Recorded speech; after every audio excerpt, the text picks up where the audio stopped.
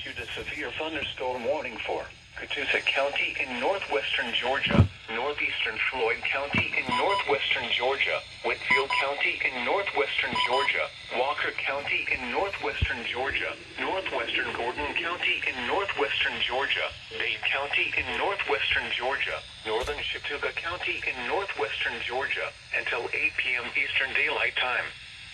At 7:13 p.m. Eastern Daylight Time, severe thunderstorms were located along a line extending from Haletown Guild to near Itter, moving east at 50 miles per hour. Hazard, 60 miles per hour wind gusts. Source, radar indicated. Impact, expects damage to roofs, siding, and trees.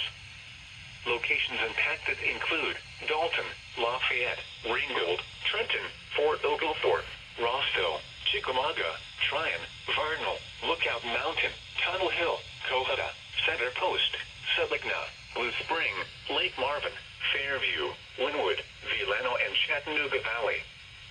For your protection, move to an interior room on the lowest floor of a building.